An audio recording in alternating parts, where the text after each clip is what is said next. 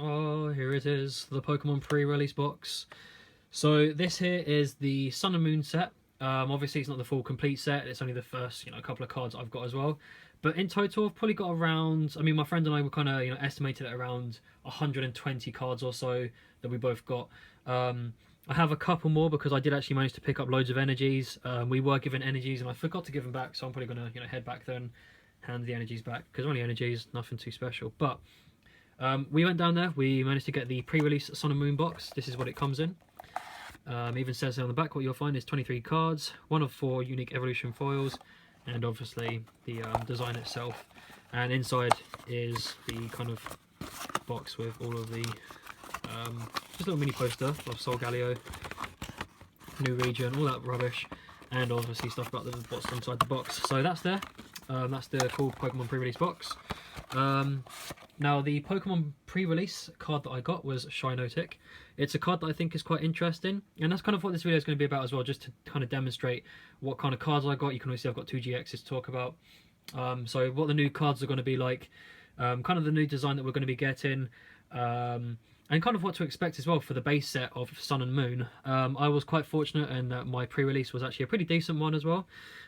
There was Orangu, Parsimeon and Shinotic. There's one more that I can't remember what it was, but the 3 that really stood out to me were obviously Shinotic and Orangu, and whatever it is. Parsimeon I think is quite interesting, but I'm not too interested in that card myself personally, but it's another one of the pre-release cards there. So I'm going to kind of go through this whole kind of set that I've got.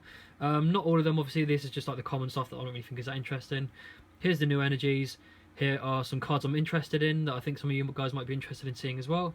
Here's 2 GXs, the trainers, some special like holophile card stuff like that, and obviously the pre-release. So let's get started with the pre-release promotional card, which is Shinotic. Very interesting card here. The ability itself is essentially kind of like a Forest of Giant Plants, Illuminate. Once during your turn before the attack, you may search your deck for a Pokemon, reveal it, put it into your hand and shuffle your deck. So this can actually be quite interesting because it can help you out, similar to how Forest of Giant Plants work. So that was my Sun and Moon, as you can see, pre-release card there, which is quite cool. I do like Flickering Spores for 2, just put them to sleep, it's not too bad. 100 HP and a weakness to fire. Fire is fairly common, I'd say, especially with Volcanion and stuff. But yeah, that was my pre-release. Pretty interesting card, I do quite like that. We're going to go through just the commons first. These are the cards that I don't think have got too much kind of value to them, not really that interesting. So there's one for TCG Radio, which is the Stuffle card. Nothing special there. Like I said, these cards are nothing that great. I have put a couple of these doubles into the pile as well that I thought was quite interesting. Like you're going to see me talk about Chinchu shortly. So yeah, these are the kind of new layouts that we've got here. Lots of Caterpies, Poplio, you kind of get the idea. There isn't anything really too special to get worked up about. I mean, there's the commons, the uncommons, and so on. So yeah, those are the kind of common cards. Oh, by the way, this one here does stand out for other reasons. The artwork, when it focuses, look at that. That is an amazing artwork. It's similar to kind of Yoshi's Woolly World. If you've ever seen that game there, it's got like that really nice looking stitching to it. So I really think they did a good job on that artwork there. Again, that's just Politoed, stood out pretty well for me. So we're going to go with the next set, which I think are kind of interesting. And that is the holo foil cards and holo reverses. So in one of my packs I got Kangaskhan as a card that I did actually use. I'm going to put that over into the pile. Actually I'm not going to, because I don't think it's that great actually. But yeah, so we've got Kangaskhan, Crosscut and Hurricane Punch, 130 HP, pretty good for just a wall, and I'm going to talk about that in cooperation with this one here. Holo Reverse Zubat, it does Astonish. Choose a random card from your opponent's hands, reveal it and shuffle it back into the deck. Kind of annoying, but nothing too special. Snubbull, Surskit, Hariyama, Dratini, which I'm interested in, and Toucannon, which again is another card I think is quite interesting, but nothing, I don't think it's going to be used at all. However, this Dratini, which I think is cool, search your deck for a Dratini, a Dragonair, and a Dragonite. Reveal them, put them into your hand, and shuffle into your deck, which I think is awesome. I'm not too sure if this does work with Dragonite EX from XY Evolutions, because that means you can just essentially use pull-up and then use that basic and put it onto there, because it says search for the evolutions, but I don't know if it means search for, like, for example, the basic Dragonite EX, because since it's not an evolution, it's just a basic. I'm not too sure how that will work. So yeah, those are the cool kind of cards that I had there. Next up, we have we'll go with the trainer cards here, because I'm sure loads of you want to see what's in store for us. And the cool thing is, when I went to the event, someone actually managed to pull a full art Kukui, which I think was quite cool. This is a really good card, I think. It's like an alternative version of Giovanni's scheme, where you either get to choose either do 20 more damage or draw up to 5 cards in your hand. This is actually both. You draw 2, but you do 20 more damage. So I think that's quite interesting. You know, it's got a good ability to it, kind of thing, what do you want to call it? Timeable, flip 2 coins and search for an evolution Pokemon for each head you get. Poison Barb, Lily, which I think is an amazing card, by the way. It's a very, very, very good card. You draw until you have 6 in your hand. If it's your first time, you can draw until you have 8, which is great. It's a good way of refreshing your hand without refreshing the opponents, unless that's kind of what you want to do with something like N. Ilma, this card here, the bane of one of my games that I played. So this card here, it's essentially Judge mixed with Professor Birch's research, in that each player shuffles their hand into the deck and flip a coin. If that player draws heads, they get 6 cards. If they draw tails, they draw 3. So it's similar to Judge, where you well, regardless of how many prize cards you have, you shuffle, you both get 4. This one here, same as Professor Birch's research. Shuffle your hand into your deck, flip a heads, you get 4 cards. Flip a tails, you get 4. Flip a heads, you get 7. This one here is both of you shuffle. So how it works is you would put this onto the deck, you play it, you flip a heads or tails, you draw that many, your opponent then has to do the same. So either way you're shuffling into your deck, you're guaranteed at least 3 cards. So this card actually here did screw me over, because when I was trying to use my Gumshoes GX, it did mess me up. Next up we've got Hal, draw 3 cards, quite simple. Timeable again. Nest Ball, I think, is a really decent card. Search your deck for a basic Pokemon, put it onto your bench, and then shuffle your deck. I think this could be a good alternative to Ultra Ball, because it means you don't have to discard any cards. You just play your Nest Ball and search for the basic Pokemon. Obviously, but keep in mind the wording as well. Search your deck for a basic Pokemon and put it onto your bench. So if you do play something like a Shaman EX, you're not going to be using the ability, because you're not playing from your hand. You're playing from your deck into the bench. But if you're using a card like, for example, Trubbish, you can just do it right away without having to use Ultra Ball. If you're using Mewtwo, you can just search for this without having to use an Ultra Ball. So it means you don't have to discard your cards, and you're a little bit safer in your deck. So that's kind of how I think this card is actually really good. EXP Share is still the same, Potion still the same, Energy Retrieval still the same, and Repel. This card here I think is very, very good. So how this works is, your opponent switches their active Pokemon with one of their benched Pokemon. This to me is the I'd say a better version or an alternative of Lysander, which I think is getting rotated out, as well as the Escape Rope. Escape Rope forces both of you to switch for any that you want. However, this forces the opponent to switch without you having to switch as well. So you can essentially force them to switch. So for example, the annoying combination is put a Floatstone on Garbodor. Instead of using, just switch. I mean, it still kind of works out in the same way really anyway, but it just means that you just force them to switch and that's it. They go into anything. So there's that there. I think Repel is going to be a card that is going to see quite a decent amount of use because of the way it works. Trainer cards are really interesting. Next up, I guess, to get these out of the way as well, these are the energies. The new DCEs we've got. Rainbow Energy, Steel, Fighting, Leaf, Fire, Psychic. Lots of Electric Energy, because I did run an Electric and Water set.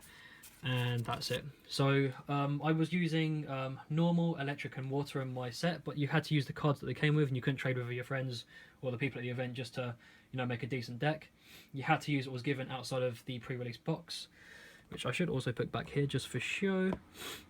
And then we've got the 2 major cards here. I'm going to put Youngoos just down here for the side. Now I got quite fortunate in that the very first pack I opened was a Gumshoes GX, or Trump as everyone was calling it, and I just dropped it. So, Gumshoes GX. The ability, once during your turn before you attack, you may have your opponent reveal your hand. Very decent ability. You can just, because there are other Pokemon that makes your opponent discard their cards, so you can use Gumshoes, make them discard a card, that kind of thing, which I think is what the Crobat is. Then we've got Headbutt Bounce for 3 energy for 100, not too great. And then the Gumshoes GXs attack does 50 more damage times the amount of energy attached to your opponent's active Pokemon. So against Yveltal, this can probably just one-hit kill a Yveltal, I reckon. Next up, on my last pack I opened after the event. So what will happen is you're given your promo box, you're given a couple of packs to play with. You will then also had to build a deck out of all of the cards given to you. At the end, depending on where you come, you get a certain amount of cards. I won 3 packs in the end, and in my final pack was the Incineroar GX. I think it was my final, something like that. So the attack is Hustling Strike. It does 20 more damage for each of the fire on your bench, which isn't very good. And then Tiger Swing, flip 2 coins, attack does 50 more damage for each heads, which I don't think is very good either. But you're guaranteed at least 80 anyway. Now Burning Slam, I think is quite a cool GX move. 200 damage, your opponent's active Pokemon is now burned. And since Burn has a new kind of status and infliction to put onto the Pokemon, it's going to be quite interesting. So I think that may be quite good. Now, these are the cards I've picked out here, which I think are quite interesting, definitely worth talking about. And I'm kind of going to go through them just to kind of give my idea on where I think they may be played. A lot of them I don't think will be used, but again, this is just based on what I've got at the moment, and obviously this is the very first set of Sun and Moon that we have. So, one thing I thought was quite interesting about this is that this here is Crabrawler. And then we have the evolution, which is Crabominable. Avalanche does 10 to one of your bench Pokemon. Your opponent's bench Pokemon, a nice hammer for 140. Pretty decent. However, as you can see, they're 2 different energy types. So if you do decide to run this, I'm not really too sure why you would, you're going to have to use 2 different energy types, so keep that in mind. I just thought that was quite interesting to point out. Next up, we have Wingull. This is a good kind of annoying Pokemon to start with, especially because of the format we were playing. It was a 40 cards per deck with 4 prize cards, and again, you only had to use the cards that we had here. So this card, it had quite a little bit of use, I'd say. 60 HP for a basic, heal 30 damage for this Pokemon, it can't retreat during your next turn. So you can essentially just throw this out as you're active while everyone's setting up and just keep healing just to kind of troll your opponent, just like a little miniature tank. We've got the Alolan Persian, Taunt. Switch one of your Pokemon's bench Pokemon from their active. It has no energy to use it, so you can just do it anyway. I'm not really too sure why it's no energy. That doesn't really make much sense. I guess because if they made it an ability, you could have something like Garbodor shut it down. So in a way, they've got around it by having no energy attacks. I used this one here in my format. It was the Corsola. So call for family, search a deck for up to 2 basic Pokemon, put them onto your bench. So that was quite handy in trying to just speed up my deck. Next up, we had Cloyster, Headlock. This does 30 damage if you flip heads, and it paralyzes the Pokemon if you flip tails. So either way, you've got a good benefit kind of for the Cloyster there. Then we've got Guard Press, does 80, and you take 20 less damage next turn. Next up, we've got Sandygast. Just attach a fighting energy from your discard pile onto this Pokemon. Now, I think this can be interesting because of the stadium. What's it? The Volcano Stadium or something like that. The one with all the fire on it, where you discard a fighting or fire, and then you draw another card. Draw 2 cards, energy. So then you can use this to bring it back. And Sandtomb, the defending Pokemon can't retreat on their next turn. This one here I think is quite cool. I never got to use it because I didn't have the evolution. But prevent all damage done to this Pokemon by attacks from your opponent's fire Pokemon. So it's only got 100 HP, but you can nullify a Volcanion just for fun. Sandygast. Oh no, Palossand. Wall of Sand, this Pokemon takes 20 less damage from your opponent's attack, and Absorb, this Pokemon does the same amount of damage did to your Pokemon's heal from this Pokemon the same amount of damage you did to your opponent's active Pokemon, so that's probably about 50 back or something along those lines. Pinsir, flip a coin if heads, your opponent's active Pokemon. Flip a coin if heads, put your opponent's active Pokemon and all their cards attached to your opponent into their hands. Skarmory, which I do quite like. Discard all special energy from each Pokemon. Flip a coin, if not, it does 30 more damage if it heads. The cool EV Pokemon, it's got quite, I'd say, questionable artwork. Like, look at that face, what is going on? When you attach an energy to this Pokemon, so say for example you attach a water type, you can then search for Vaporeon. So you search for the type that you want, and you can attach it to that, and you can evolve into it. Morlul, your opponent's active Pokemon is now asleep, which I was able to use in combination with this, so I can do this, evolve into this. So I did actually get to use my promo card, which is quite cool. Golduck, this card here came and bit me up in the arse. So Double Jet is the main one here. Discard up to 2 water energy from your hand. This attack does 60 more damage for each card you discarded this way. So you can do 60, you can do 120 damage with this, and it did actually come against me a couple of times and I hated it for it. Another Wingull. So we've got Fearow. Devastating Wind. Your opponent shuffles their hand into their deck and draws 3 cards, which is quite an interesting, kind of like a miniature, you can probably do this like in combination with Professor Ilma, whether you find out, okay, they've managed to get 7 cards, I'm going to force them back into their hands. So that's quite interesting. Pyukumuku. This is probably one of the highlights of the entire set, and I'm going to put this actually to the side because I want to talk about this last. We're going to go with Krokorok first. Discard a random card for your opponent's hands, and Grand Ball, which is defending Pokemon can't retreat on the next turn, and if this has any damage counters on it, it does 8 more damage. Now, Pyukumuku I did actually use. Now, you can see here from the ability, if this Pokemon is your active Pokemon and is knocked out, you put 6 damage counters on the opponent's attacking Pokemon.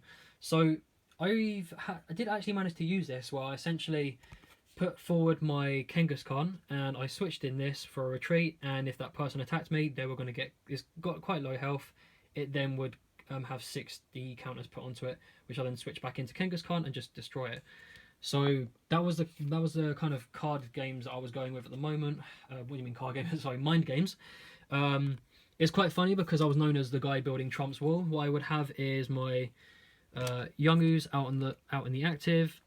I then had Kangaskhan, and I also had this in my hand as well. So it was something like this, kind of, for example. If I say, for example, this is the bench. So I had Kangaskhan, Pyukumuku, and such. So then I would, put onto this. I also had Kangaskhan sometimes out on the active just to essentially fill up the bench. Because basically the way Kangaskhan works is that this Pokemon does 30 more damage if it's an evolution. And in order for you to do Hurricane Punch, you need at least 4 energy. So what was quite funny is that it looks like this. 4 energy onto it. So it essentially looks like a wall, and you've got Trump on backup. So it essentially like Trump building his wall with Kangaskhan. What I could then do as well, if Kangaskhan is retreat for 3, put this in the active. If you attack it, by the way, you're going to get killed with the 60 without my Kangaskhan going down. So it was quite an interesting little format that I managed to come up with there. I used every single one of my trainer cards because they were very invaluable when going against. Professor Ilma especially was a very good card. It screwed over a lot of people, myself included, but it was a card that I really, really needed to use quite a lot. So I know I've kind of rambled on quite a bit. It's nearly 20 minutes or so, but these are going to be the new cards we're going to be introduced in the next 2 or so weeks. So yeah, be on the lookout for them. It was really looking forward to it, actually. I'm hoping for a lot of really good new cards.